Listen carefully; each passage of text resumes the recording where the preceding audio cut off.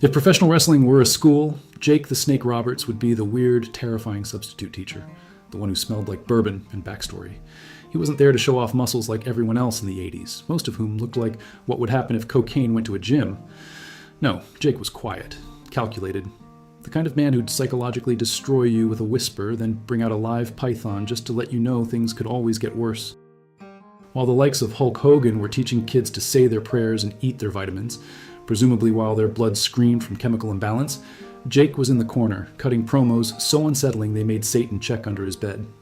Wrestling fans called him the Snake because he carried one, but insiders knew it was because, much like an actual snake, he could lie still for hours, strike suddenly, and ruin your life without changing facial expression. This video isn't about Jake's moveset, which was mostly walking slowly and then DDTing your soul into the earth, or his promos, which sounded like if Edgar Allan Poe had been trained at a methadone clinic. This is about hate. Real hate.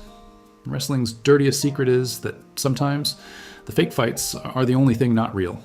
There's heat, planned rivalry, and then there's shoot heat, the kind of tension that makes you genuinely worry someone's going to show up in the other guy's locker room with a crowbar and a snake and a duffel bag. Today, we'll explore 5 of Jake's most venomous real-life feuds, with all the brutal honesty of a wrestling podcast recorded in a bar bathroom.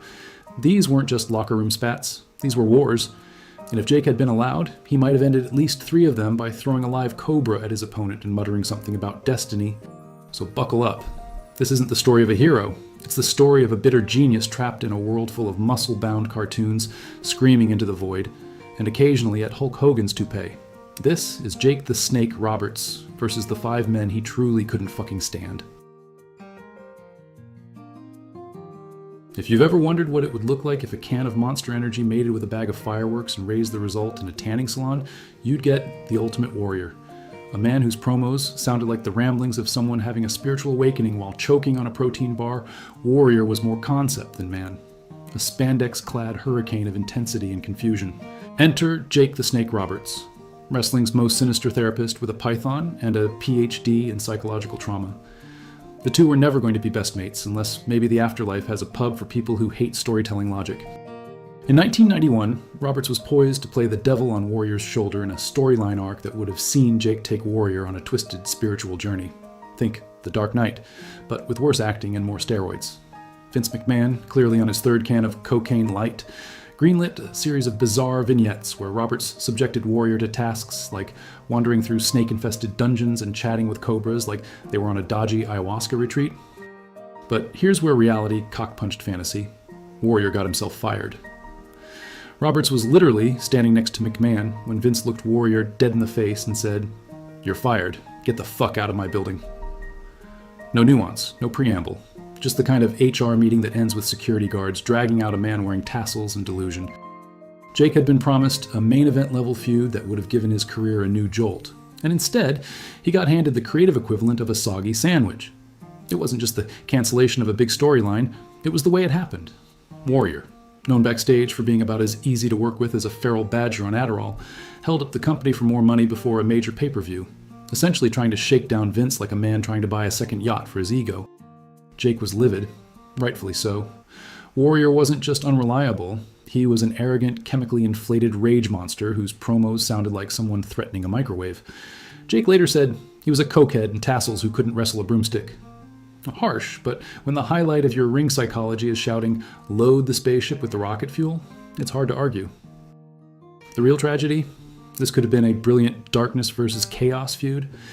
Instead, it died in a hallway with Vince yelling, "You're fired," and Jake losing faith in the business. From that point on, Jake knew. In wrestling, your biggest enemy isn't always across the ring. Sometimes he's face-painted, sweaty, and dangerously close to snapping a quad. Hulk Hogan wasn't a wrestler. He was a t-shirt slogan with a mustache. And for Jake Roberts, the Hulkster was less real American and more real asshole, especially when Hogan used his backstage power to squash a money feud before it even started. In the late 80s, Roberts and Hogan had a test match to set up a new program. But the crowd turned on Hogan. They didn't want vitamins, they wanted violence.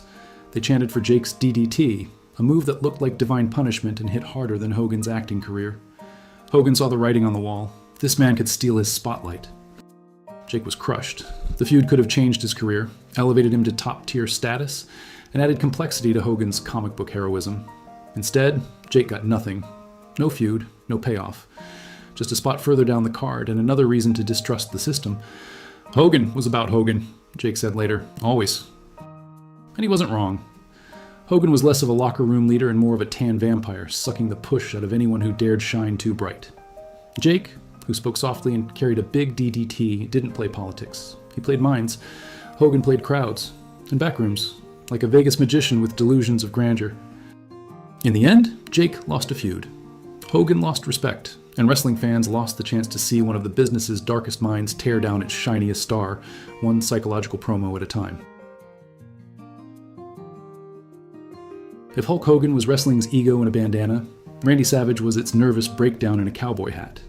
Macho Man was part poet, part pitbull, all paranoia, a man who seemed like he did trust falls with mirrors. So naturally, when he was booked in a venomous feud with Jake the Snake Roberts, things got weird faster than you could say, snap into a Slim Jim. Their real-life beef started with a snake bite. No, seriously. During a 1991 storyline, Jake let a cobra, a real, very alive, very bitey cobra, gnaw on Savage's bicep in one of the most unhinged segments in wrestling history. It wasn't CGI. This wasn't Hollywood. It was a python-flavored saw trap on daytime television. Savage insisted Jake let the cobra bite him first, just to prove it wasn't going to kill him. This is how much trust Macho Man had. Absolutely none. The snake bit Jake, then it bit Randy. Savage sold it like he'd been shot by a sniper. Children cried. Parents phoned the network. PETA probably had a collective stroke.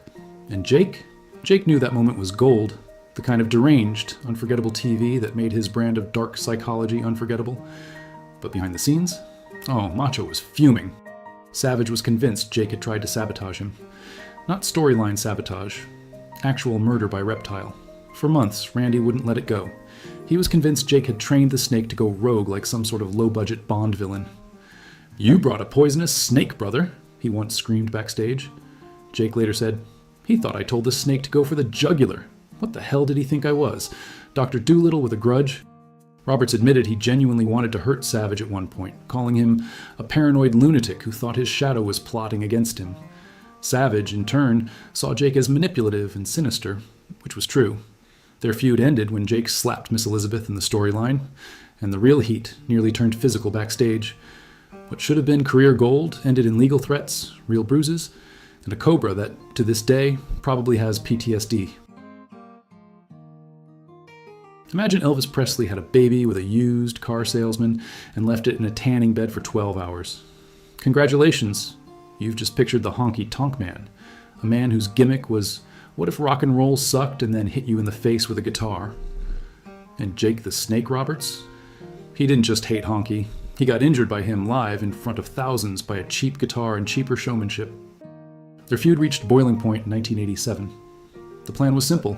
Honky would blast Jake over the head with a guitar during a segment on The Snake Pit. What nobody told Jake was that the guitar wasn't gimmicked, it was real. As in, can be played on a bar stage by a divorced uncle, real. When Honky swung it, it didn't break. Jake did. The guitar didn't shatter. It caved in Jake's skull. Roberts hit the mat like a corpse at a crime scene. Well, that one shot gave him post-concussion syndrome, triggered a relapse into painkillers and booze, and kickstarted a years-long slide into addiction hell. Honky Tonk Man, meanwhile, strutted away with his quiff still intact and a smugness level that could curdle milk. Jake has spoken openly about how much he loathed Honky after that, not just for the injury, but for the afterward. Honky showed zero remorse, no apology. Instead, Honky played it off like Jake was being dramatic. "It's wrestling, baby," he reportedly said, as if concussing someone with a sixth string was part of the job description. Roberts once said, "If I ever see that man again, I might just return the favor with a damn bass guitar." He was only half joking. You don't end a man's career trajectory with a prop and then act like you gave him a back massage. The real pain wasn't the concussion, it was the lack of respect. The feud fizzled in the ring, but backstage, the grudge aged like milk. Jake knew what Honky did. He got careless, he got cocky, and he got away with it. The snake never forgot, and neither did his spine. There are giants, and then there's Andre, a 7-foot-tall demigod with fists like hams and a digestive system powered by black magic and beer.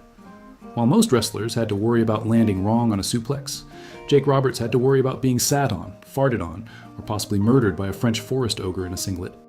Andre and Jake had a short but memorable feud in 1989 during the tail end of Andre's career and the tailbone of Jake's patience. Their program was built around Jake's snake Damien terrifying the supposedly fearless giant. Great on paper, except Andre wasn't acting scared. He was scared, petrified of snakes, and Jake, he weaponized that fear like a Bond villain with a herpetology degree. But fear aside, the shoot hatred came from Andre's behavior in the ring. Jake said working with him was like trying to dance with a dump truck that occasionally burped in French. Andre was known for his potty humor, but to Roberts it wasn't funny. It was biological warfare. He'd fart and it'd last 30 seconds, Jake once said. It was like being trapped in a chemical plant explosion while trying to wrestle Godzilla. During matches, Andre didn't just sandbag. He flattened. Jake had to carry the storytelling while avoiding getting crushed like a soda can. The moment that sealed the hate, one night mid-match, Andre collapsed on top of Jake and refused to get off. "I thought I was going to die," Jake recalled. "I saw my life flash before my eyes, and half of it was just snakes and rehab. It wasn't just dangerous, it was disrespectful. Andre knew Jake was smaller, he just didn't care." Roberts respected Andre's legacy, but couldn't forgive the carelessness. "Being a giant doesn't give you the right to wrestle like a collapsing shed," he later joked, though it sounded less like a joke and more like trauma in a tuxedo. The snake didn't fear the giant, but he hated that working with him felt like surviving a violent cuddle from a giant with IBS and a grudge. It wasn't a feud, it was a cautionary tale about wrestling giants who treat you like a whoopee cushion with bones. Jake, the Snake Roberts, didn't just survive pro wrestling, he slithered through it like a haunted sermon in boots, leaving a trail of psychological damage and unforgettable promos.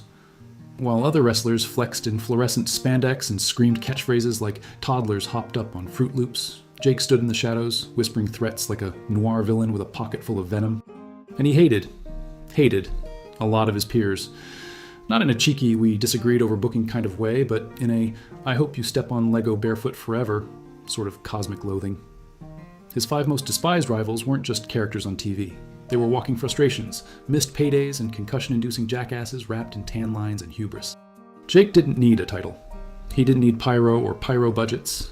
He had a snake, a voice like a haunted record player, and eyes that said, "I've definitely buried something."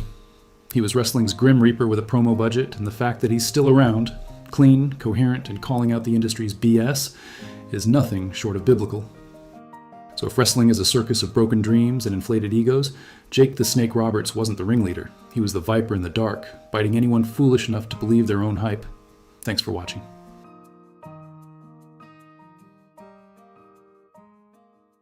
In the world of professional wrestling, where larger-than-life personas often blur the lines between fiction and reality, Bruiser Brody stood as a towering figure of raw intensity and unfiltered defiance. Known for his wild brawls and unpredictable behavior, Brody wasn't just a spectacle in the ring, he was a force of nature who carried his rebellious spirit backstage. Unlike many of his contemporaries who navigated the industry's politics with calculated diplomacy, Brody chose a different path. He was notorious for challenging promoters, refusing to conform to their expectations, and often clashing with those who tried to control his narrative. This wasn't about scripted rivalries or kayfabe. This was real heat, raw, unfiltered, and often destructive. Brody's career was marked by a series of explosive conflicts that left a lasting impact on the wrestling world.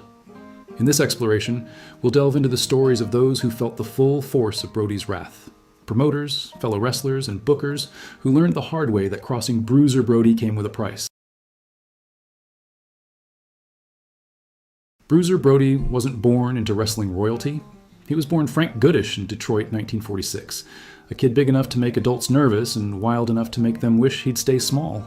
He discovered wrestling as a young man, but don't confuse that with instant stardom. Brody's journey was a grind of gyms, small-time territories, and learning fast that the world of pro wrestling was less about handshake contracts and more about who could scare the hell out of who.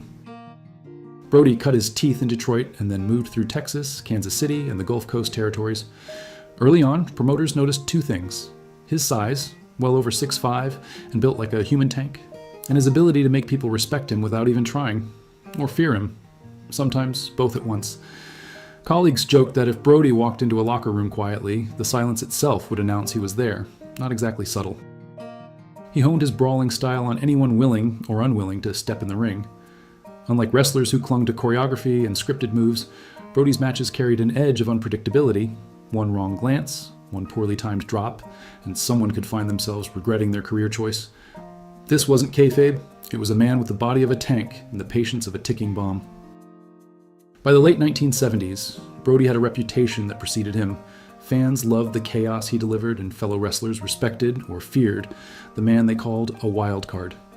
Behind the scenes, he began to rub promoters the wrong way, challenge authority, and set up the kind of conflicts that would later define his legend. In short, Brody didn't just arrive in wrestling, he stormed in, and everyone else had better be ready to run.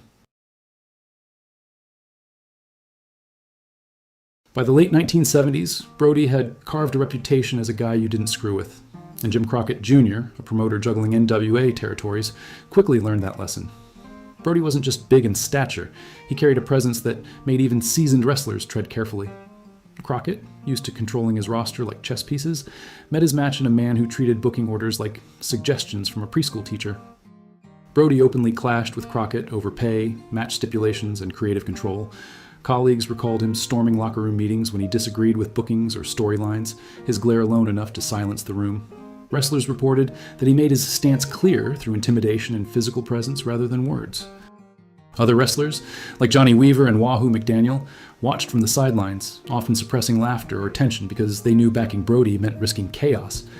There were whispers that Brody intentionally stiffened matches when he disagreed with Crockett's direction, an unspoken reminder that ignoring him had consequences. Even the referees, normally invisible arbiters of the squared circle, learned to keep a distance. Brody's presence turned routine bookings into psychological minefields. One misstep, one bad call from Crockett, and Brody could flip the script in an instant.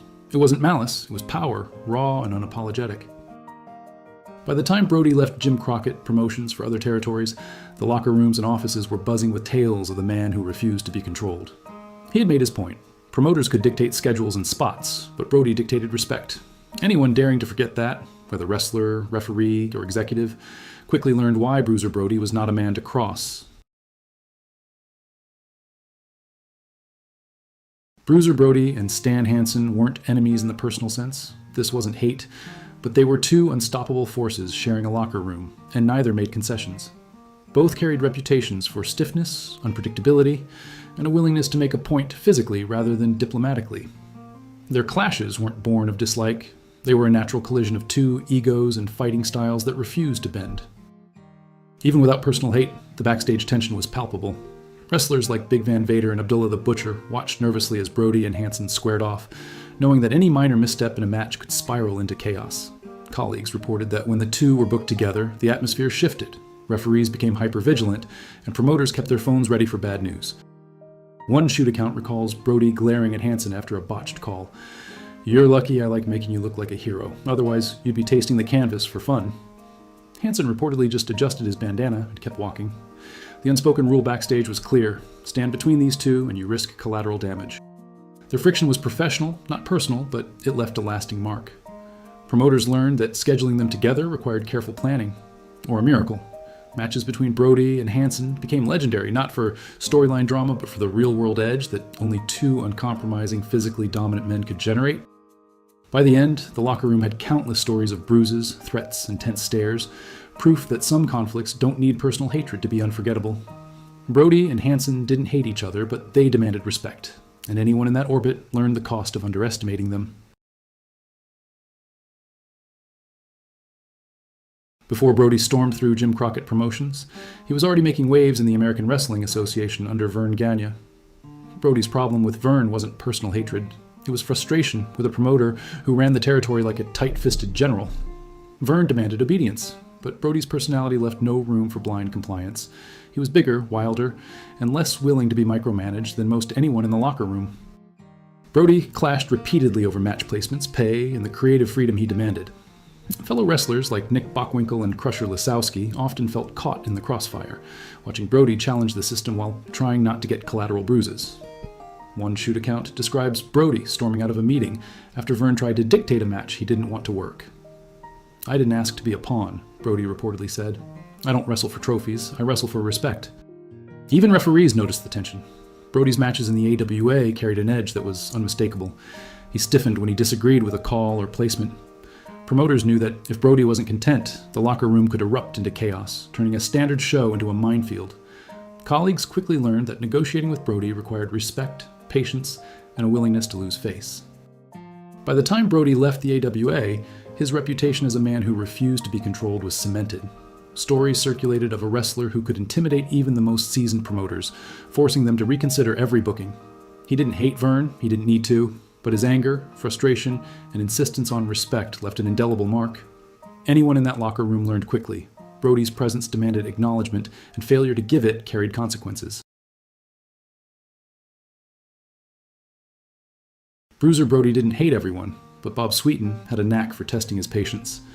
Sweetin's reputation as an abrasive, unpredictable wrestler made him a prime target for Brody's wrath. Unlike scripted rivalries, this was real-world tension, and the locker room knew it. Sweetin was known for pushing boundaries, often recklessly. He tried to show off in the ring, stiffening moves or disregarding Brody's cues. Brody, a man who demanded respect and expected professionalism, didn't take kindly to anyone undermining him. Fellow wrestlers like Big John Studd and Ric Flair reportedly witnessed Brody confronting Sweetin backstage, his anger simmering like a loaded cannon. One account recalls Brody cornering Sweetin after a match, growling about learning some manners before stepping in my ring again. Sweetin, ever defiant, just smirked, a move that only fueled Brody's frustration. The tension spilled into matches. Brody's bouts with Sweetin carried an edge beyond the usual risk.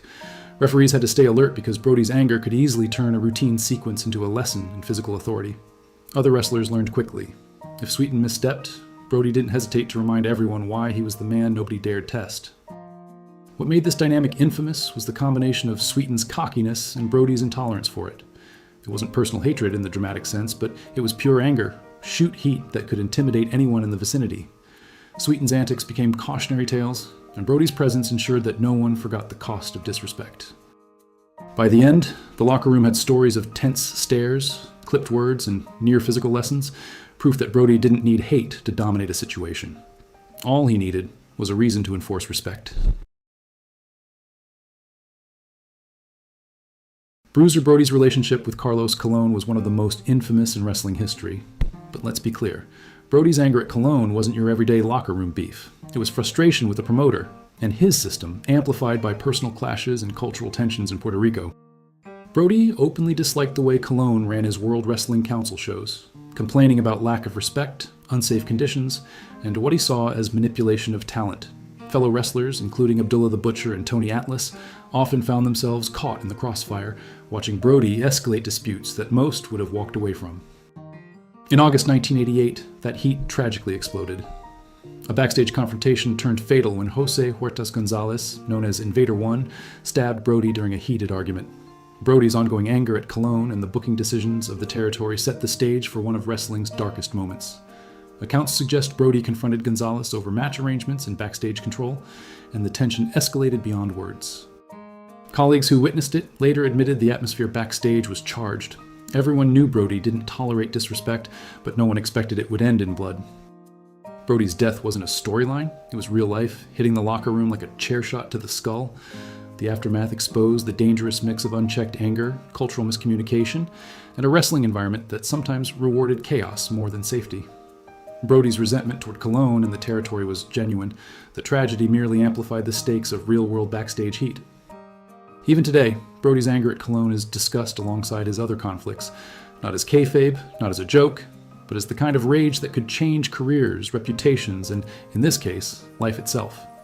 Brody didn't just push back against promoters, he demanded respect, and Puerto Rico's wrestling world learned the cost the hardest way. Bruiser Brody didn't just wrestle, he stomped, shoved, and snarled his way through every locker room he entered. Promoters, colleagues, rookies, veterans, they all learned the same lesson: disrespect him, and you'd get a masterclass in pain, intimidation, and fury. He didn't need scripted drama. Reality bent to his presence. Every territory he touched felt the tremor. Every wrestler who crossed him remembered it. Brody's legacy isn't measured in titles, it's measured in fear, respect, and stories that still make legends pale. He left the wrestling world bruised and laughing nervously behind his back. So, if you enjoyed watching the man who turned every locker room into a battlefield, smash that like, slam subscribe, and stay ready. Brody's heat is contagious. Thanks for watching.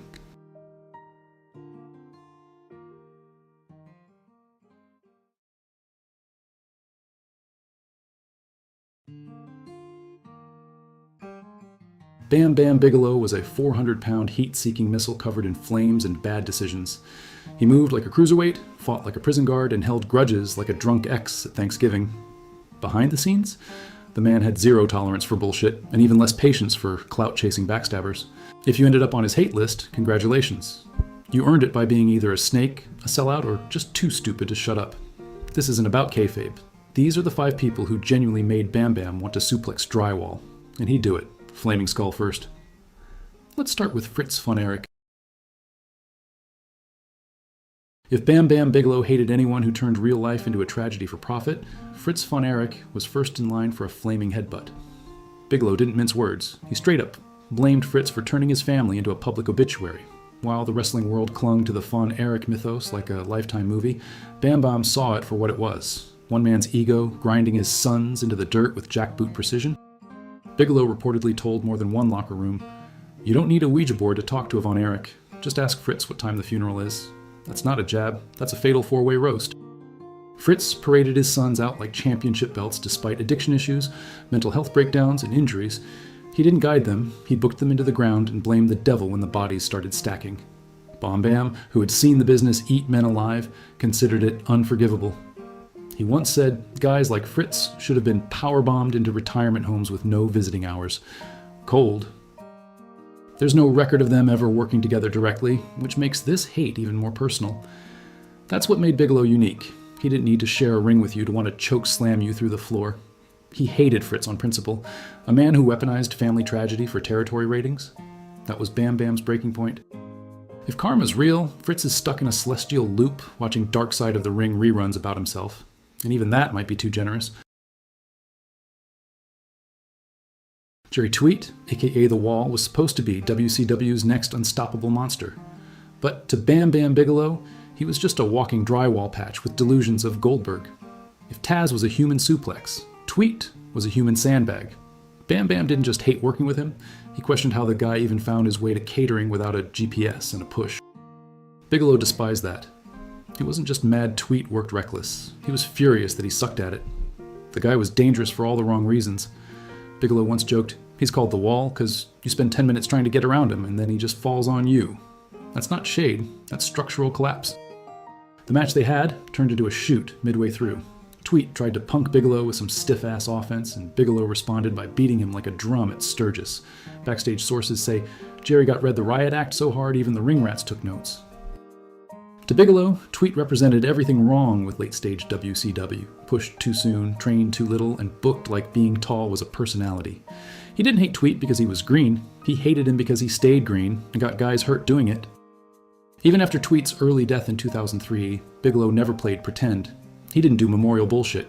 The man held grudges like they were championship belts, and Tweet was just lucky to not be powerbombed into the afterlife. Bigelow didn't hate Perry Saturn at first, but then Kevin Sullivan went full snake and stirred the pot like a blender set to nuclear. WCW, 1999. Sullivan books Saturn to go over Bigelow. Bigelow, the seasoned vet, says, "Yeah, I'll do it, but not like a damn punchline." Instead of sorting it out like adults, Sullivan tells Saturn Bigelow's refusing the finish outright. Saturn, who thought he was the next big thing, instantly popped off. Locker room drama hotter than a pyro malfunction. Suddenly, Saturn's acting like he caught the flu and the blame's on Bigelow's refusal to care. Bigelow's beef with Perry Saturn wasn't about personal grudge, more like a professional stay the hell away from me warning. See, Bigelow respected hard workers who could tell a story without trying to murder each other mid-match. Saturn? The dude worked so stiff, vets thought he was auditioning for The Walking Dead, Wrestling Edition. Combine that with a backstage attitude that screamed, "I'm the future, so deal with it," and you have a classic recipe for heat. Saturn reportedly threw a punch at Bigelow during a heated argument, escalating their backstage beef from icy tension to full-on physical. Bigelow didn't back down either, which added real fire to their backstage animosity. This wasn't some worked angle. It was a legit fight, one of those rare moments when the locker room drama door actually got kicked wide open. Saturn might have been the future, but to Bigelow, he was just a walking lawsuit waiting to happen. Scott Hall walked into every locker room like he was God's gift to wrestling, and Bigelow saw through him like a wet tissue. To Bigelow, Hall wasn't cool. He was a high-functioning asshole with a 5 o'clock shadow and a 24/7 attitude problem. Their heat was real, ugly, and stretched from WWF to WCW like a bad rash. The tipping point? WCW. Hall came in late, drunk or both, and treated guys like Bigelow, real wrestlers who gave a damn, like jobbers waiting for crumbs.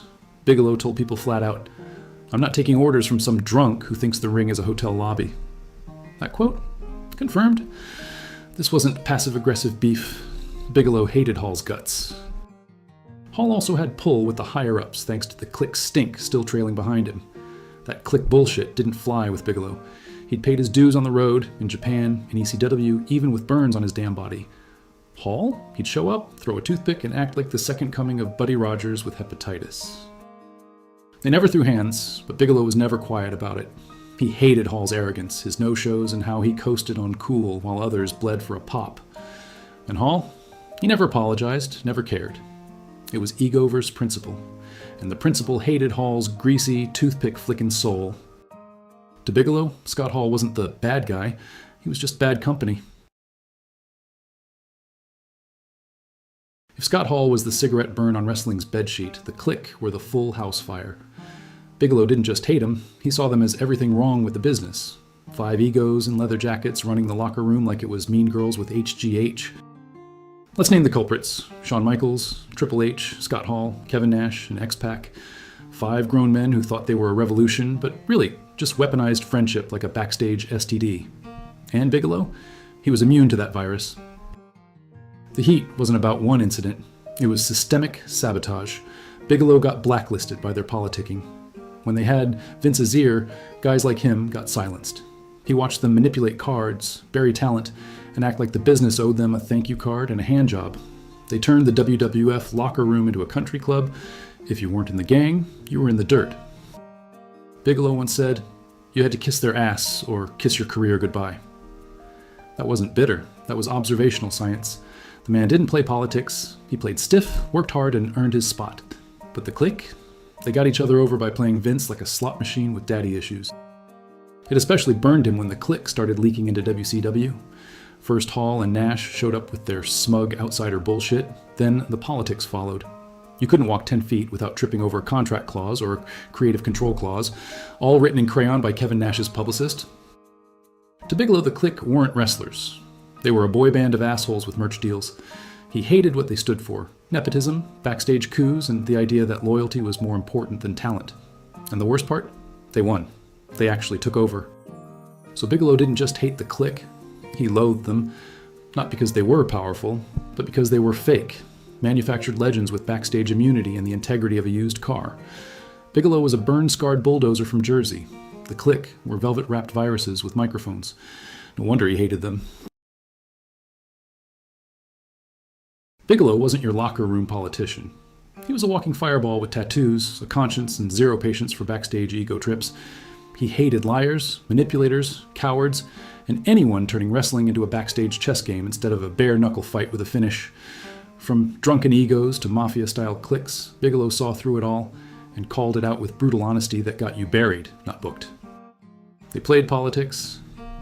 Bigelow hated the game and pissed on the controller. Like and subscribe for more shoot heat, savage truths, and wrestling's realest beefs. No myths, just fire. Thanks for watching.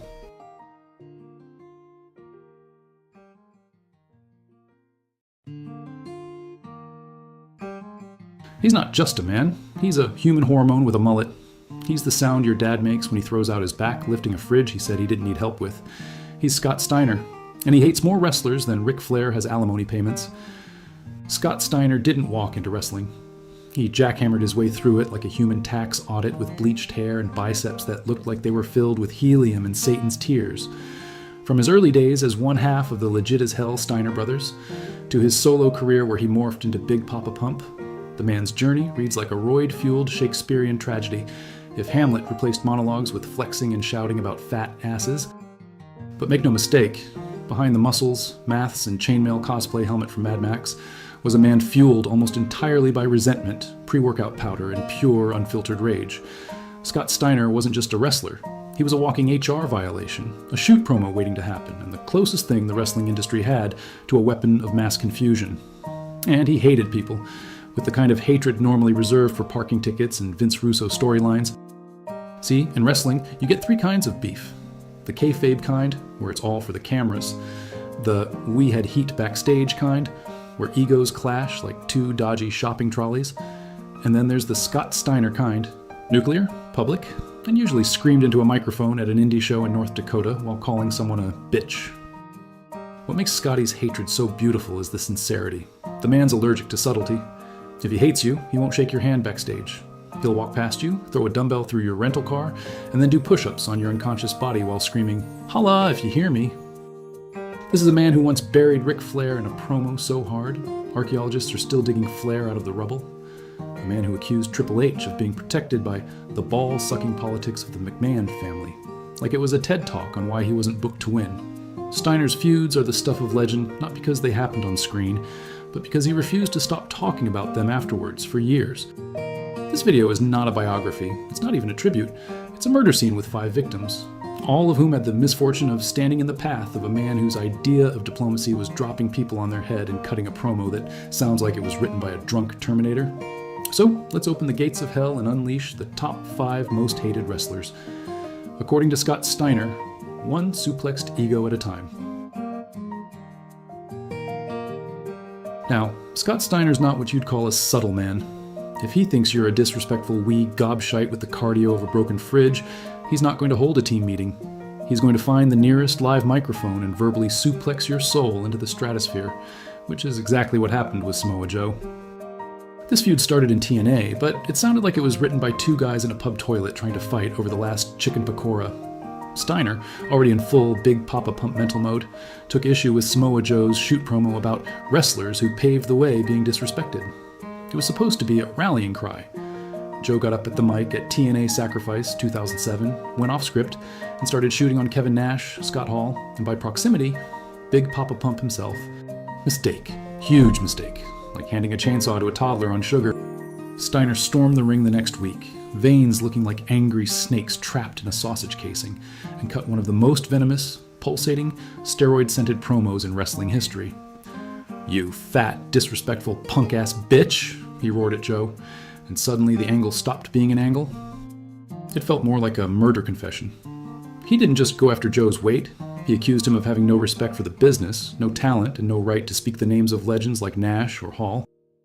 It got so heated backstage that the two nearly came to blows, with Steiner later saying in interviews that if Joe had stepped up, he would have never walked again. Bear in mind, this was a man in his mid-40s threatening to cripple a legit MMA-trained badass in his prime. And somehow, you believed him. Because here's the thing about Scott. He doesn't do work. He does war. He's the type of guy who thinks bearing the hatchet means swinging it into your kneecap. Joe eventually went quiet on the whole beef, possibly because he realized it's hard to clap back at a man who speaks in promos like he's having an aneurysm in a protein shake factory. But Steiner never let it go. To this day, he'll still drop a line or two, burying that fat bastard who couldn't lace up Rick's boots. Well, if Scott Steiner is the embodiment of chaos, then Eric Bischoff is what happens when you put that chaos in a suit and pretend it's competent. To most wrestlers in WCW, Bischoff was either a visionary or a ball tickler for the NWO. To Scott Steiner, he was the reason God invented restraining orders. Their relationship in WCW started fine. Steiner was still doing suplexes and Steiner-liners with Rick, while Bischoff was busy taking credit for things Hulk Hogan was already ruining. But as the years went on and Steiner got more jacked, more angry, and less tethered to reality, he started seeing Bischoff for what he was, a politics-playing kiss-ass who couldn't book a fart in a curry house. In shoot interviews, Steiner's buried Bischoff deeper than WCW's financials. He's called him a liar, a coward, and, memorably, a bitch who hides behind contracts. He once claimed Bischoff only pushed guys who kissed Hogan's arse and accused him of being responsible for the death of WCW. You let that piece of shit Hogan run the company into the ground while you stood there looking like a divorced magician. Even Bischoff's slicked-back haircut came under fire. Steiner once said he looked like a guy who sells gym memberships and hits on teenagers at the food court, the kind of insult that makes you laugh while also updating your firewall. Even in TNA, years later, Steiner hadn't let go. He'd still pop off on Twitter or in interviews, calling Bischoff a cancer to the business. And you know it's real, because Steiner's not clever enough to fake that kind of sustained rage. He's honest in the most terrifying way possible.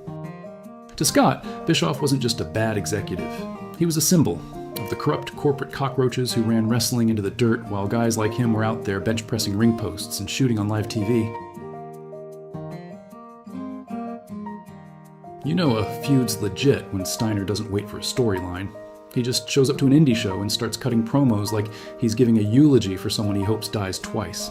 Enter Ric Flair, the so-called nature boy, a man Steiner once referred to as the biggest piece of shit in the business, a two-faced, yellow-toothed bastard who stabbed everyone in the back and still thought he was Elvis. Their beef? It was old-school poison. Steiner accused Flair of backstage politicking in WCW, manipulating outcomes, undercutting talent, and treating the locker room like it was his own personal Carolina country club. Flair, for his part, mostly stayed quiet. Possibly because you don't engage in verbal war with a man who looks like he bathes in gasoline and screams at kettlebells. In 2000, Steiner cut live promos where he said, Flair had no balls, looked like a dying rooster, and wasn't fit to lace the boots of the younger guys. Ric Flair's out there talking about tradition. Tradition is me kicking his old ass down the ramp. He once told a crowd Flair should be in a retirement home drooling into a cup instead of wrestling, and this was during a televised promo, not a backstage meltdown. No joke, Steiner hated Flair with a biblical intensity, and the best part? He meant every single word. There was no angle, no gimmick, just pure, unfiltered shoot venom from a man who thought respect was earned by deadlifting a rhino and pile-driving God. Let's be honest. Scott Steiner vs. Triple H in WWE was less clash of titans and more public breakdown at a gym with poor lighting. Their matches were absolute howlers, like two pit bulls trying to wrestle in a ball pit full of anvils. But it wasn't just about bad booking and worse cardio, it was personal. Steiner has spent 2 decades ripping Triple H to shreds in interviews, accusing him of burying talent, politicking backstage, and being made out of protein powder and Stephanie McMahon's leftovers. He genuinely believes Triple H held him back during their feud, sabotaging him creatively and politically.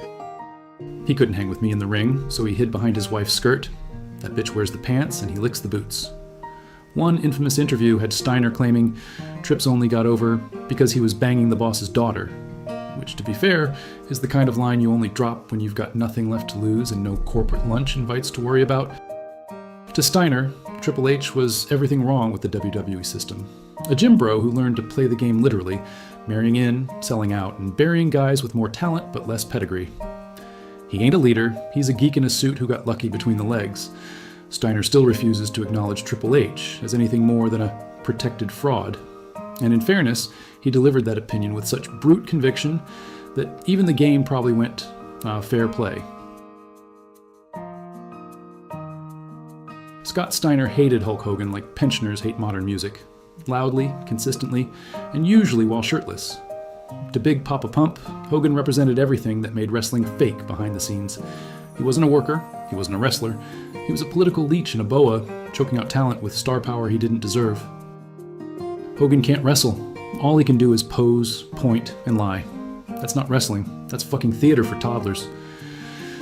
Their beef boiled over during the end of WCW when Steiner realized the company wasn't just being booked into the ground, it was being creatively carpet-bombed by Hogan and his ego. Big Papa Pump went on camera and torched Hogan in live promos, calling him an old bastard and a piece of crap living off his own merchandise. On Nitro, he ranted, "You're not the man you used to be, Hogan. You're a shell, a fucking blown-up beach ball with a wig stapled on." Backstage, the heat was nuclear. Steiner would refuse to follow orders if he thought it made Hogan look strong. He'd take interviews and say Hogan was the reason WCW died, not Vince Russo, not bad management. Hogan? He didn't pass the torch. He shoved it up his own arse and farted out another main event he didn't deserve. Even in TNA, years later, Steiner kept up the war. He trashed Hogan on Twitter and shoot promos on podcasts, anywhere with a mic and zero HR department. And what's wild? Hogan never really fired back, because deep down he knew Steiner was saying what everyone else whispered. To Scott, Hogan wasn't just a bad wrestler. He was a fraud, a parasite, and a bronzer-stained symbol of every injustice in the industry. And unlike most, Steiner had the pecs and the promos to say it straight to the Hulkster's leathery face. So there you have it. 5 poor souls flattened beneath the sheer gravitational force of Scott Steiner's hatred, like a cosmic squat gone wrong. This wasn't locker room gossip or backstage sniping. No, this was nuclear-level, promo-shouting, vein-throbbing fury that could turn an episode of Impact into a hostage situation. Scott Steiner doesn't do passive aggression. He does explosive declarations of war in front of confused children. Flair was a prehistoric cockroach in sequins. Triple H was the human resources department made flesh. Hogan? Hogan was Satan dipped in tango, politicking his way through careers like a steroid-soaked plague. The beauty of Steiner's rage is its authenticity. Most guys do a shoot interview and then go shake hands backstage, not Big Papa Pump. He spits truth like it's been fermenting in his soul since the dawn of time. Every insult is a dumbbell he's mentally bench-pressed for 15 years. In an industry full of bootlickers and sycophants, Scott Steiner is a grenade with abs, loud, terrifying, and weirdly inspirational. He's the patron saint of calling it like it is and suplexing anyone who tries to stop him. And if that's the kind of unfiltered carnage you like, then do the right thing, hit that like button, subscribe to the channel, and ring the goddamn bell like it owes you money. We're bringing the madness every day. More promos, more shoot stories, and more wrestlers getting dragged like a Flair divorce settlement. Thanks for watching. Now go out there and tell your friends. Big Papa Pump is your hookup. Holler if you hear me.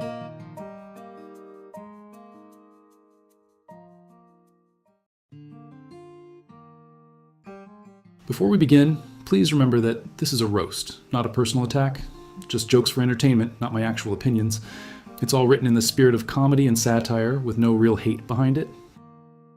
Leon White, aka Big Van Vader, wasn't just a wrestler. He was a refrigerator with arms, a dump truck with feelings, a kaiju with a 401k. At nearly 400 pounds, the man could do moonsaults like gravity owed him money. His mask looked like a BDSM vacuum cleaner. He wheezed like a possessed radiator, and he still beat the brakes off anybody who got cute.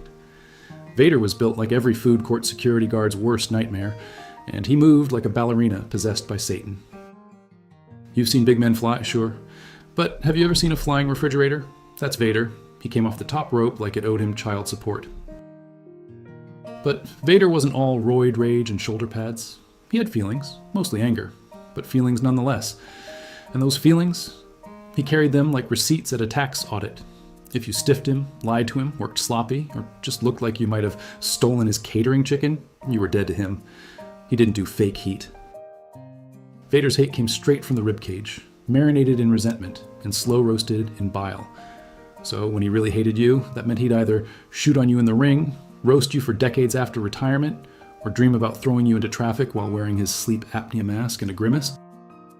We're talking real hate, the kind of hate you don't just tweet about, the kind of hate that bubbles up when your opponent hits you with a potato and then giggles. Vader would bottle that hate, shake it up, and unleash it mid-match with the subtlety of a rhinoceros having a seizure on a trampoline.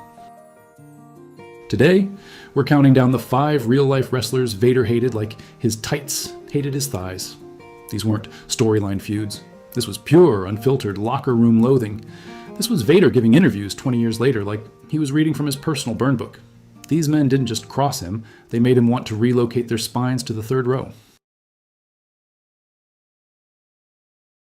Bam Bam Bigelow looked like if a Hot Wheels car did meth and joined a biker gang, covered in flames, tattooed scalp, built like a busted propane tank, and somehow he moved like gravity had a grudge against him, which would have been fine if he wasn't in the ring with a man who wrestled like he was legally trying to kill you.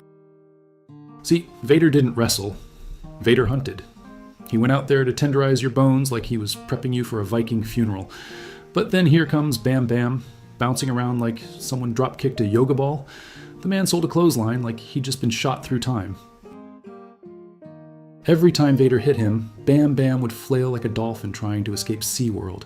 It was like watching a heavyweight fight where one guy thinks it's UFC and the other thinks it's the Moulin Rouge. Vader hated him. Hated the way Bam Bam turned their matches into slapstick sketches.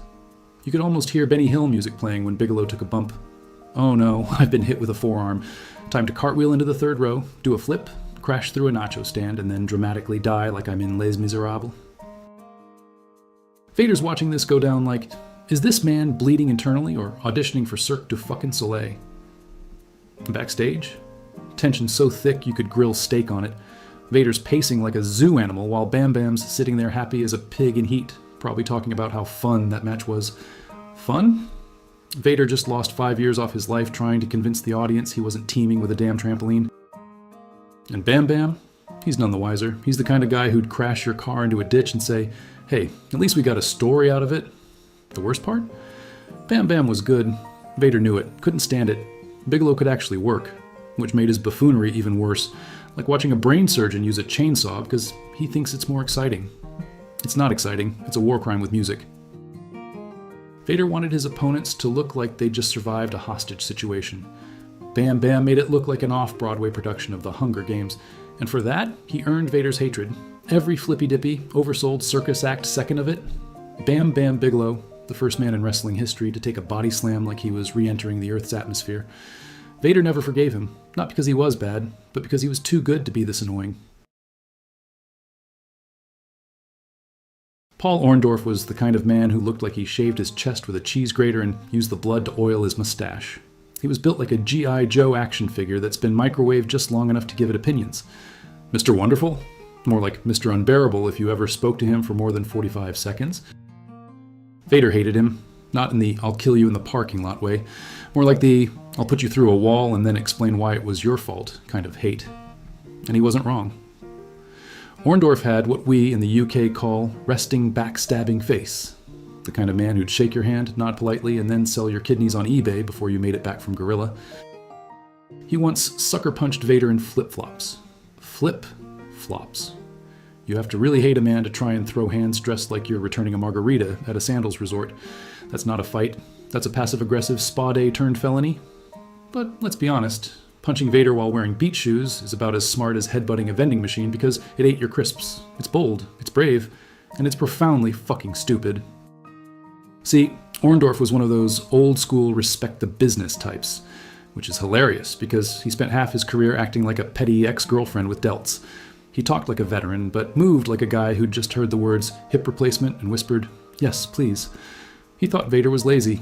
Vader thought Orndorff was jealous, and the only thing stiffer than their matches was Orndorff's spine, probably from carrying that ego around like a sack of wet cement. There's a famous locker room story where Orndorff blasts Vader. Vader no-sells it like a hurricane hitting a lighthouse, and the whole roster just stands there watching like, "Yep, this is how we lose catering today." Vader was later asked if he wanted to make peace. He said, and this is almost a direct quote, "I'd rather hug a cactus than shake that man's hand." Paul Orndorff, the kind of guy who'd stab you in the back, then complain the knife was too dull. Stan Hansen didn't just knock Vader's eye out of its socket. He punched it so hard, Vader probably started seeing the future and realized it was going to be full of bad decisions. Hansen was like a drunk rhinoceros on steroids with a vendetta against eyeballs, and Vader was just unlucky enough to be standing in front of his fist. Imagine getting hit so hard you spend the next few months looking like you're auditioning for Pirates of the Caribbean 10, The Masked Wrestler. Stan wasn't just a wrestler, he was a biological weapon, the kind of guy who made security guards nervous just by blinking. When Hansen threw a punch, it wasn't a punch. It was a demolition derby with your face as the crash test dummy. Vader hated Hansen, not just because he was a legit bruiser, but because Stan made him feel vulnerable. Like, suddenly the big guy had a glaring design flaw. The man who could moonwalk from the top rope suddenly had to squint like he was trying to read fine print on a contract he was about to burn. And let's be honest, getting your eye knocked out by Stan Hansen, that's less badge of honor and more, "Why did I trust a cowboy who looks like he fights bears for breakfast?" Vader's hate wasn't just physical pain, it was existential dread wrapped in a cowboy hat. Vader hated Vince McMahon like a vegan hates a barbecue joint, with pure, unfiltered contempt that could curdle milk and kill houseplants. Why? Because Vince saw Vader not as a powerhouse, but as a paycheck with legs, a walking paycheck with a mask and a bad attitude. To Vince, Vader was the guy they booked to get crushed for star-making baby faces, which is corporate speak for, "You're a giant hired punching bag." Imagine being the human equivalent of a wrestling piñata, only instead of candy, you got body shots and contract cuts. Between 1996 and 1999, Vince pulled the kind of crap that made Vader look like he was working for a used car salesman with a fetish for discount masks. He had Vader on a contract but barely knew the man, which is like signing a top-tier draft pick and then benching him to watch soap operas. Worse, Vince booked Vader to job out to lighter, faster guys who probably couldn't carry a fridge, let alone get slammed by one. Vader wasn't just mad, he was insulted. It's like hiring Mike Tyson to babysit and then giving him a juice box. Backstage, Vader reportedly seethed at Vince's micromanagement. Imagine being a beast in the ring, only to have the boss man with the personality of a tax audit tell you how to do your job. Vader hated that Vince saw him as just another cog in the machine, a cash cow to milk until he broke down. If Vader had his way, Vince's next creative meeting would be in a locked room with a very angry masked man and no exit signs. Because when you treat a monster like a Muppet, you get snarls, and Vader wasn't the kind of guy you wanted snarling at you. Vader hated Shawn Michaels like a butcher hates tofu. This guy strutted around like he was auditioning for Dancing with the Stars instead of trying not to get crushed by a 400-pound monster. Shawn's moves looked less like wrestling and more like a midlife crisis at a hip-hop convention. All glitter, no grit. Vader probably thought Shawn was the love child of a boy band and a drag queen, who somehow convinced everyone his stiff kicks were art. Backstage, Vader saw Shawn as the kind of guy who'd cry if someone spilled his protein shake but wouldn't hesitate to throw you under the bus faster than he could moonwalk. The dude's ego was so big, it needed its own zip code. And let's be honest, the guy couldn't take a real hit if his life depended on it. Every stiff punch from Vader was met with a performance so dramatic, it could have won an Oscar for Best Fake Injury. So, here's the classic moment. Vader botches a spot, and Shawn Michaels, Mr. Perfect, decides the best way to teach him a lesson is to stomp on his head like he's trying to crush a bug. Except the bug's a 400-pound flying refrigerator. That stomp wasn't a gentle reminder, it was a message in boot-shaped Morse code. You messed up, and now you're gonna feel it, big guy. Imagine that for a second. You're Vader, built like a brick wall with a black hole in your chest, trying to execute a move that feels like defusing a bomb with oven mitts, and Shawn turns into Godzilla and squashes your head like it owes him money. That stomp wasn't just a correction, it was a power play. Shawn's way of saying, don't fuck up my choreography or I'll turn you into a pretzel. And that stomp, it wasn't forgotten. Vader never forgot. Because in wrestling, when you get stomped by the showstopper, it's less about the pain and more about the insult. You don't just get your leg crushed, you get your pride stomped into the mat with it. So, that's the roster of Rage, a lineup so toxic it makes radioactive waste look like bubblegum. We're talking about the walking disasters, the puppet masters, the floppers, the pretty boys who sting like a slap, and the cowboys who will rearrange your face like a Picasso painting gone wrong. Vader wasn't just a bruiser. He was a man who kept grudges tighter than spandex on a humid day. These guys weren't just disliked, they were hated, roasted, and tossed aside like last year's protein shake. If Vader's hate was a wrestling move, it'd be a powerbomb through your ego and self-respect. So hit subscribe, smash that like button, and whatever you do, don't get on that list. Because if you do, history might just deliver a stiff punch from a man who made the ring his personal vendetta playground. Thanks for watching.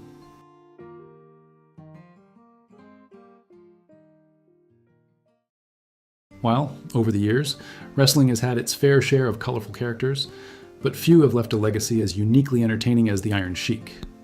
A former WWE champion and legitimate wrestling badass, Sheik became just as famous, if not more so, for his unfiltered rants, brutally honest shoot interviews, and an endless stream of expletive-laden insults aimed at fellow wrestlers.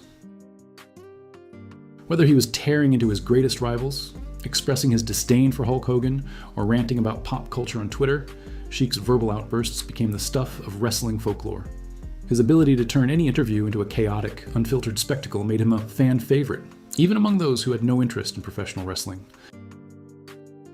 Sheik's words carried an unpredictable energy, capable of making people laugh hysterically or cringe in disbelief. His persona blurred the line between reality and performance, cementing his place as one of the most infamous talkers in wrestling history. But beyond the expletives and the chaos, Sheik's shoot interviews revealed a man with deep-rooted convictions and unwavering passion for the business. His over-the-top delivery, mixed with a unique blend of broken English and firebrand rhetoric, became an art form in itself. Fans never knew what to expect when Sheik had a microphone in hand, and that unpredictability was exactly what made him so magnetic. Whether you agreed with him or not, you had to listen, because when the Sheik spoke, he demanded your attention. His interviews became must-watch content not only for wrestling enthusiasts, but for lovers of raw, unscripted comedy. In a world filled with carefully curated personas and media-trained athletes, Sheik was the rare, real deal, unafraid to say exactly what he felt. That authenticity, mixed with his sheer outrageousness, is why fans still quote him to this day. If there's one wrestler the Iron Sheik despised more than anyone, it was Hulk Hogan. Sheik's hatred for Hogan has been well documented, and it only grew more intense with time. Throughout the years, he has referred to Hogan as a Hollywood blonde jabroni, a big-nosed, no-good son of a bitch, and countless other colorful insults that made his Twitter feed an absolute goldmine for wrestling fans. Sheik blamed Hogan for ruining the wrestling business, often accusing him of being a selfish, spotlight-hogging egomaniac. His disdain for Hogan was so deep that he would take any opportunity to remind the world that he had the chance to break Hogan's leg and change wrestling history forever. One of Sheik's most hilarious shoot moments came during an interview when he was asked about the time he was offered $100,000 by Vern Gagne to break Hogan's leg in 1984 and prevent him from becoming WWE champion.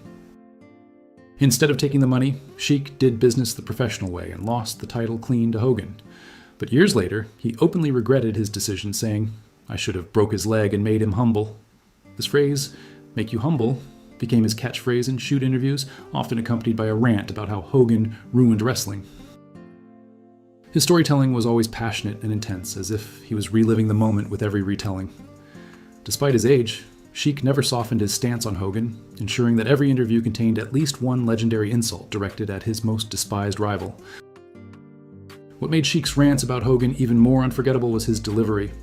Red-faced, veins bulging, often slamming his fist on the table, he would shout at the camera as if Hogan was standing right there in front of him. Sometimes he'd even act out the camel clutch on an imaginary Hogan, yelling, "I break his back." These theatrics made it clear that Sheik didn't just dislike Hogan, he loathed him with every fiber of his being. Whether or not all of it was real didn't matter. What mattered was that when the Sheik started yelling, you were glued to your seat, waiting for the next explosion of profanity and fury. And let's be honest, part of you hoped he might actually try to break something. Sheik's hatred for Brian Blair, one half of the Killer Bees tag team, is perhaps the single funniest and most over-the-top wrestling shoot rant of all time. In various interviews, Sheik went on a furious tirade against Blair, spewing out a combination of threats, insults, and bizarre storytelling that could only come from his mind.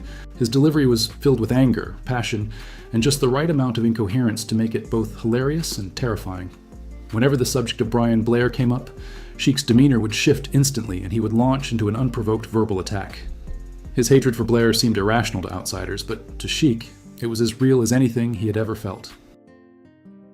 The most legendary quote from this shoot: "I break his back, make him humble, and fuck him in the ass." It was so absurd that it became a meme in the wrestling community, leading to endless remixes, t-shirts, and parodies. The best part? No one really knows why Sheik hated Brian Blair so much. Even Blair himself has admitted in interviews that he was never sure what sparked the rage. But whatever the reason, Sheik's vendetta against him provided some of the most unintentionally comedic moments in shoot interview history.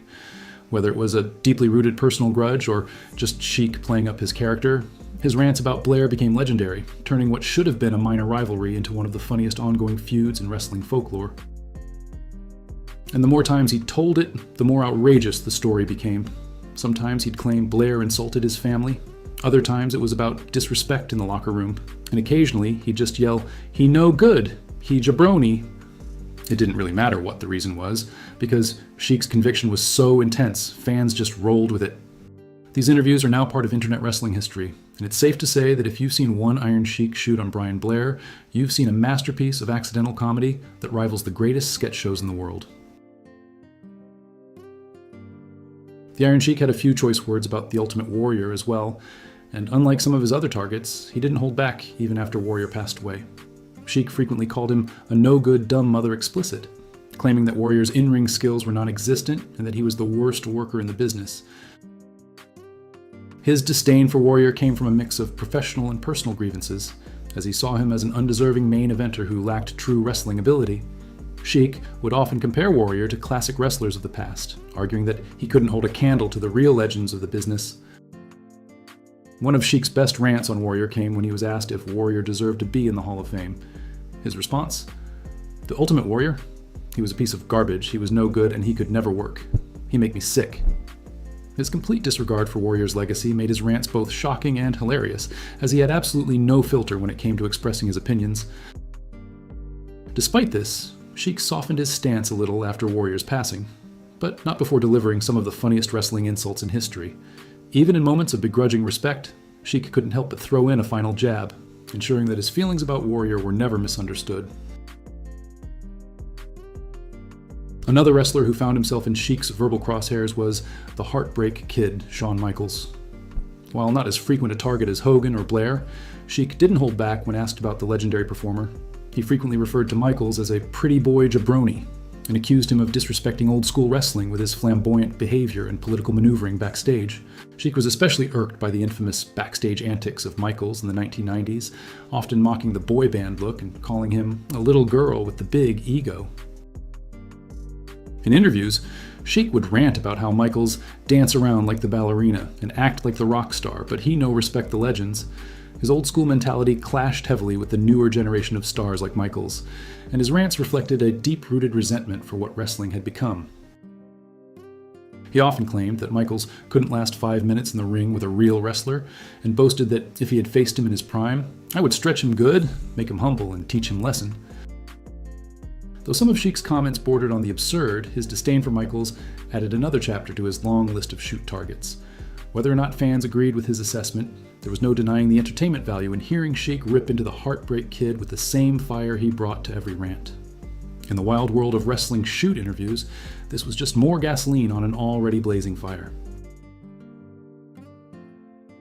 While Sheik was infamous for burying fellow wrestlers, one superstar he always seemed to respect was The Rock. On Twitter, Sheik would frequently praise The Rock as the real jabroni slayer, and even challenged him to a camel clutch contest. Unlike the countless wrestlers Sheik had insulted over the years, The Rock was one of the few who earned his admiration. Whether it was because of their shared connection to old-school wrestling or simply because The Rock acknowledged Sheik's legendary status, the two developed a mutual respect. In a hilarious exchange, The Rock responded by saying he learned the word jabroni from the Iron Sheik, to which Sheik tweeted back, "Of course, I invent the jabroni, you smart man." Their interactions provided a rare glimpse into Sheik's softer side, showing that beneath the wild insults and over-the-top threats, there was a genuine love for the business. This unexpected friendship led to several funny Twitter interactions, where Sheik would threaten to humble anyone who disrespected The Rock. Even in his insults, Sheik knew how to entertain. His Twitter feed became a constant source of amusement, as he mixed genuine admiration with his signature, fiery personality. What made these moments especially funny was how Sheik would go from threatening to destroy Hulk Hogan one tweet, to saying, "God bless The Rock, he respect the legend," in the next. The emotional whiplash was part of the charm. He even referred to The Rock's movies as better than the jabroni Hollywood garbage, and claimed that only two people could make a real action movie, Iron Sheik and Dwayne Johnson. Whether or not he was serious didn't really matter. It was Sheik's world, and we were just living in it. The Iron Sheik will always be remembered for his incredible wrestling career, but his legacy as the king of shoot interviews and unfiltered rants will never be forgotten. From his relentless hatred of Hulk Hogan to his infamous Brian Blair tirades, Sheik entertained fans in ways no other wrestler could. His ability to mix genuine resentment with comedic absurdity made his shoots some of the most replayed interviews in wrestling history. While some of his rants were fueled by real-life grudges, others were simply Sheik being Sheik, an unpredictable, hilarious, and totally unfiltered wrestling legend. Whether he was making people laugh, scaring them with his threats, or just reminding the world that he was the true master of the camel clutch, the Iron Sheik was always one thing: pure entertainment. His legacy is one of unscripted chaos, unforgettable insults, and an unrivaled ability to turn even the most mundane question into a full-blown spectacle. In the end, we may never see another character like him in professional wrestling. And for that, we say, Iron Sheik, you are the legend, no jabroni, forever. He was equal parts rage and comedy, a wild force of nature who turned anger into performance art. In the landscape of pro wrestling, where kayfabe often blurs with reality, the Iron Sheik stood out by making every rant feel real, because to him, it probably was. And even when we weren't quite sure what he was saying, we felt it. And that's what made him unforgettable. No matter how many jabronis came and went, there will only ever be one Iron Sheik. The Ultimate Warrior wasn't just a wrestler, he was a human energy drink on legs. A man who ran to the ring like the ropes owed him money and shouted promos like someone had poured pre-workout directly into his brainstem. Whether you adored his larger-than-life character or rolled your eyes at his philosophy, somewhere between Nietzsche and a malfunctioning blender, you can't deny the Warrior left an unforgettable mark on pro wrestling. But behind the face paint and frenzied entrances, Warrior had a reputation, not just for being intense or unconventional, but for being downright difficult. Warrior was a man who didn't so much burn bridges as body splash them into oblivion. Still, even the most polarizing figures have their allies. and Warrior had more than a few opponents he actually respected. So, in true sports entertainment fashion, let's count down the 5 wrestlers the Ultimate Warrior absolutely hated working with, and 5 he actually enjoyed stepping into the squared circle with. Think of this as part documentary, part roast, and part group therapy session for anyone Warrior stiffed between 1987 and 1992. Imagine trying to wrestle an oak tree. Now imagine doing it while wearing tassels and screaming about the gods above. That was basically Warrior versus Andre. By the late 80s, Andre's body was breaking down. He moved slower than an A glacier with arthritis. Meanwhile, Warrior was a one-man stampede. Warrior's offense was fast, frantic, and, let's be honest, careless. Andre, who had spent decades protecting the business and his opponents, was not amused. Reports from the road paint a grim picture. Andre reportedly hated working with Warrior. He'd swat him like a fly mid-match, often yelling, "Slow down," or "Stupid," mid-ring. In one famous incident, Warrior reportedly hit Andre with a clothesline so stiff it nearly took the big man off his feet, and Andre responded with a swift punch that nearly took Warrior off the payroll. Yet, to his credit, Warrior never retaliated. Maybe out of respect, maybe because Andre was the size of a house, but either way, the chemistry was bad. Andre felt Warrior didn't respect the fundamentals of wrestling, and Warrior, well, probably didn't understand the fundamentals of wrestling. Here's the twist. Rick Rude and Warrior had great matches. WrestleMania 5 and SummerSlam 89 were highlights of both men's careers, but behind the scenes, these two got along about as well as oil and more oil that refuses to mix. Rude was a technician, fluid, smooth, safe. Warrior? Let's just say if wrestling was driving, Warrior never passed his parallel parking test. Rude was reportedly furious at how Warrior handled himself in the ring, calling him unsafe and reckless.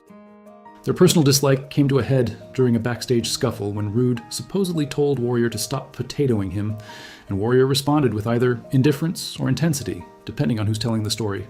Rude took pride in his craft. Warrior took pride in shaking the ropes. It was never going to work. This one's less about working and more about not working well together at all. Warrior and Hogan had their legendary match at WrestleMania 6, and it was surprisingly solid. But the real conflict came later, mainly backstage. These were two massive egos trying to share one very tiny spotlight. Hogan reportedly felt Warrior didn't understand the business. Warrior, in turn, thought Hogan was jealous and manipulative. In one shoot promo years later, Warrior accused Hogan of political games, burying talent, and generally being a snake in yellow tights. Hogan fired back with that passive-aggressive charm of his, implying Warrior lacked respect, charisma, and actual wrestling ability. Their attempt to rekindle magic in WCW was an unmitigated disaster. Their match at Halloween Havoc 98 is still shown to aspiring wrestlers as a warning. It was like watching two egos wrestle in a fog machine. Warrior was slated for a major program with Jake in 1991. The build-up? Promos, where Warrior entered dungeons, got bitten by snakes, and said things like, "Only the Warriors can survive this test." It was Warrior at his weirdest, and Jake at his most sinister. But here's the kicker. Jake was promised a title run if he helped get Warrior over. After all the build-up, Warrior supposedly went to Vince and nixed the feud, burying the whole angle before it climaxed. Jake never got his revenge, and he never got that title run either. Jake has since stated that he was furious, rightfully so. He called Warrior selfish and difficult. Warrior, for his part, didn't address Jake directly much in public, but given how quick he was to cut ties and promos, his silence spoke volumes. Technically, Warrior didn't work against Heenan in the traditional sense, but he made headlines for something that had everyone in the business seeing red. In a shoot promo, Warrior called out Heenan in extremely disrespectful terms, even though Heenan was battling cancer at the time. The backlash was instant. Wrestlers from across the industry condemned Warrior. Heenan himself, ever the professional, responded with grace, but his son later admitted that Warrior's comments were hurtful. Whether it was misplaced anger, Warrior being Warrior, or just a lack of tact, this was a moment that cemented Warrior's rep as someone who struggled with empathy, or at least public relations. Now here's a pairing that worked. Warrior and Savage had undeniable chemistry. Their WrestleMania 7 match, the infamous career-ending match, was one of the best of Warrior's career. Why? Because Savage got it. He knew Warrior wasn't going to chain wrestle or work a 5-star classic. So Savage laid everything out meticulously. Every move, every moment, every near fall, planned to the second. Warrior followed the plan, and the result was magic. Off-screen, the two had mutual respect.